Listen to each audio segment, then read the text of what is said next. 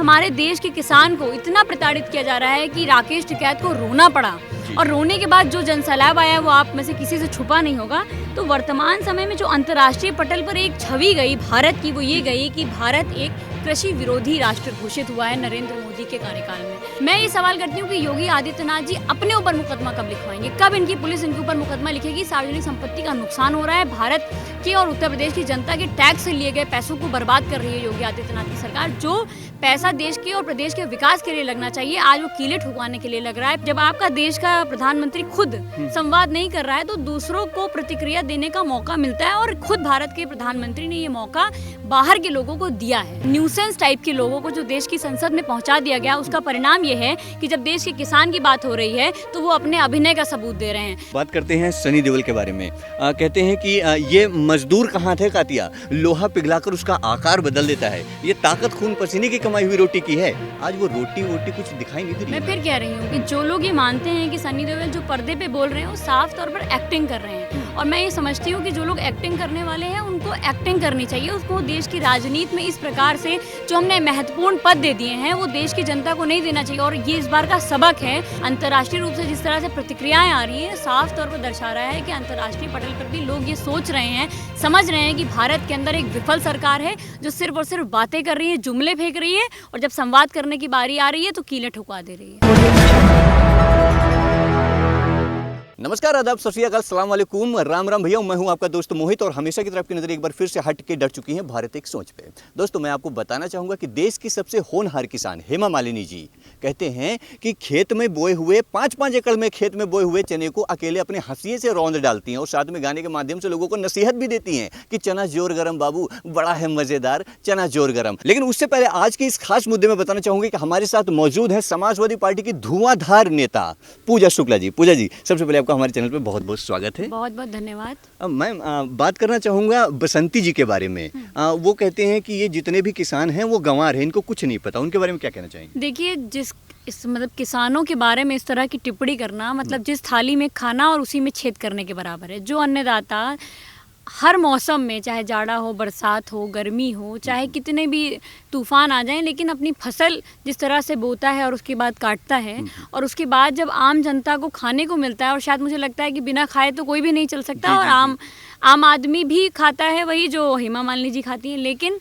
आम आदमी आज किसान आंदोलन में खड़े होकर के किसान के साथ वफादारी कर रहा है, और हेमा मालिनी जी इस तरह का बयान देकर के देश के किसान के साथ गद्दारी कर रही हैं। मैं भारत एक सोच के माध्यम से ये अपील करती हूँ नौजवानों से कि वो सारे लोग अब किसान आंदोलन को सिर्फ किसान आंदोलन ना रहने दें। नौजवानों को भी चाहिए कि किसानों के नेतृत्व में इस आंदोलन को और मजबूत बनाएं। मैम, अभी खबर मिली है कि अखिलेश जी भी आंदोलन में शामिल होने दिल्ली जा रहे हैं, क्या मतलब है उनका जाने का?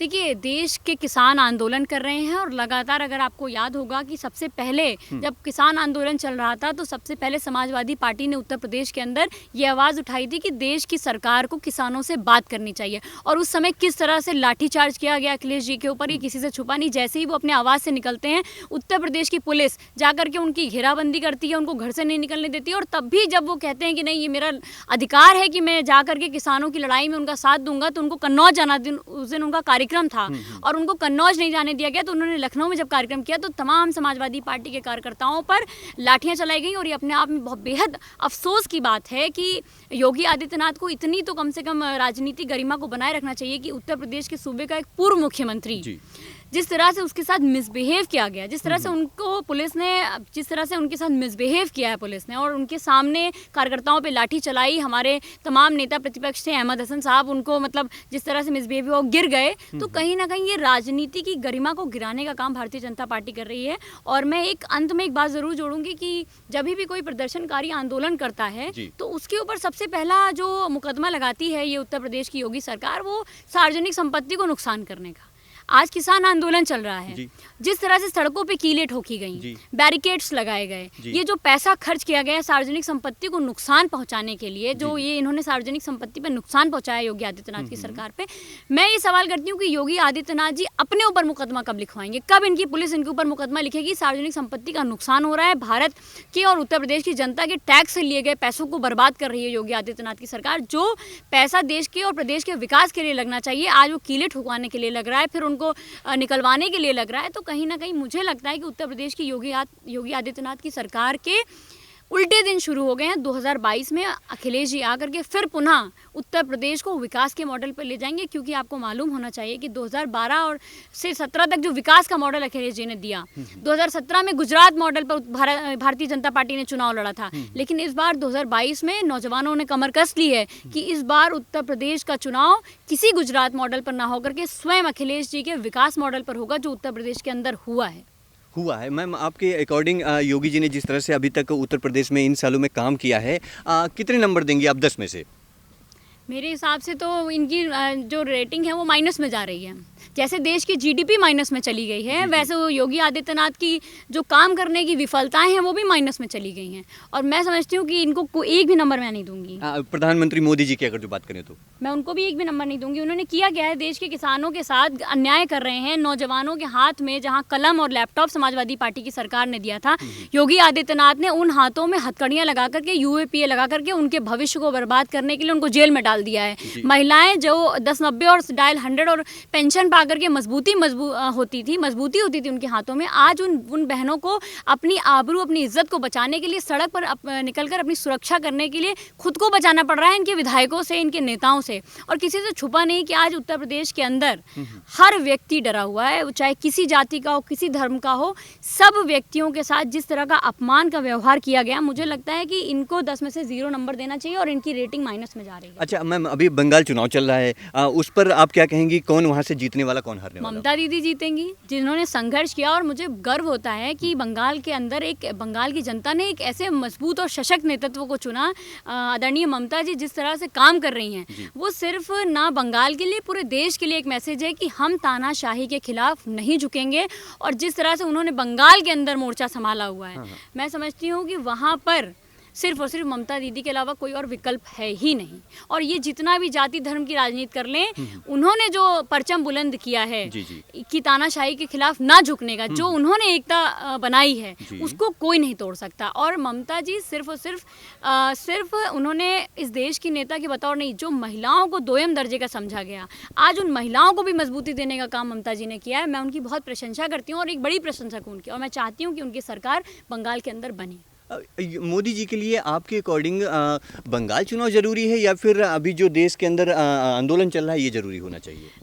आप ये सोचिए कि जो भी संवेदनशील व्यक्तित्व होगा, और इस देश के अंदर रहा है व्यक्तित्व संवेदनशील, तो आपने हर तबके के लोगों को देखा होगा, आज वो किसान की बात कर रहे हैं। आज ज़रूरत ये है कि जब देश का किसान आंदोलन कर रहा है, तो बतौर प्रधानमंत्री की जिम्मेदारी है कि वो जा करके देश के किसान से संवाद करके यहाँ उनकी समस्याओं को हल कराएं, ना कि वो राजनीति करें, ना कि वो बंगाल के चुनाव में जिस तरह से जाति धर्म के नाम पर बांट रहे हो। किसी से छुपा नहीं है कि किस तरह से राम के नाम का दुरुपयोग कर रही है बंगाल में भारतीय जनता पार्टी। मोदी जी तो बोलते थे कि मैं तो किसान का लाल हूँ, जो भी सोचता हूँ किसानों के बारे में सोचता हूँ। मोदी जी के लिए तो इस समय प्रहलाद मोदी ही काफ़ी हैं।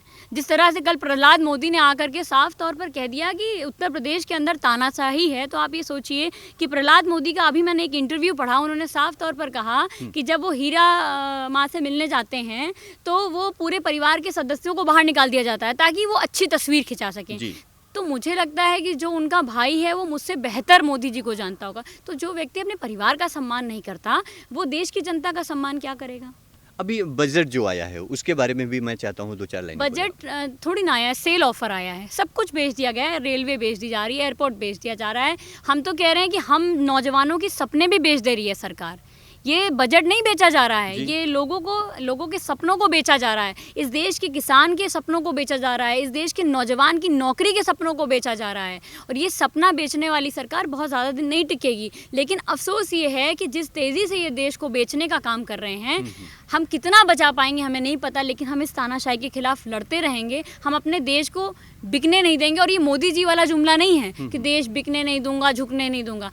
आपने देखा कि मोदी जी प्रधानमंत्री तो अच्छे नहीं है, लेकिन मैं समझती हूँ कि वो एक्टर बहुत अच्छे हैं। अच्छा, मोदी जी को एक्टर की उपाधि दी जा रही है यहाँ हाँ, पे? बहुत अच्छे एक्टर हैं, बहुत अच्छे एक्टर हैं।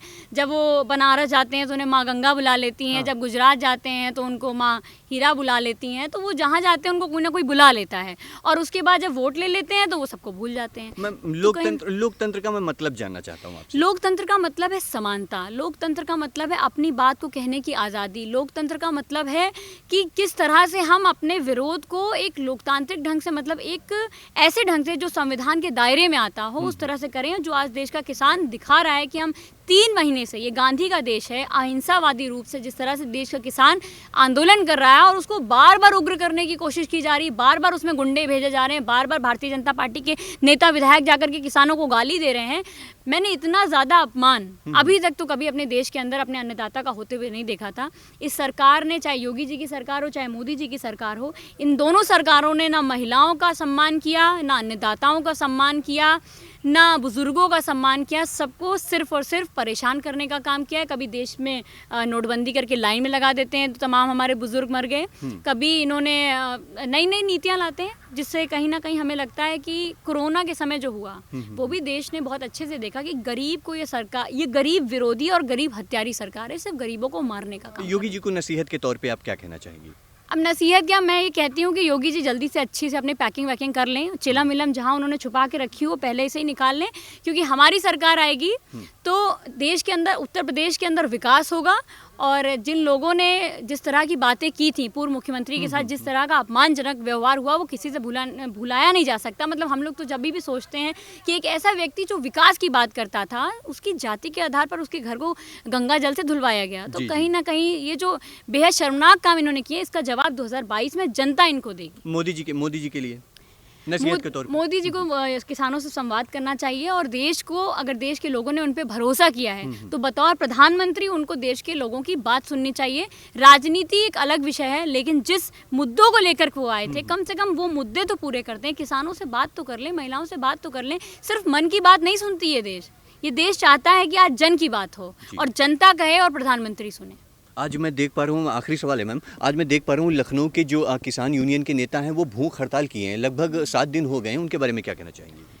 गरीब विरोधी, गरीबों की हत्यारी सरकार है। आज एक किसान का बेटा आंदोलन कर रहा है, संघर्ष कर रहा है, देश के प्रधानमंत्री किसानों के आंदोलन पर ध्यान नहीं दे रहे हैं। उत्तर प्रदेश के मुख्यमंत्री प्रहलाद मोदी जब आते हैं यहाँ पर मिलने के लिए, किसानों से मिलने जाना चाहते हैं तो उनको नहीं जाने दे रहे हैं।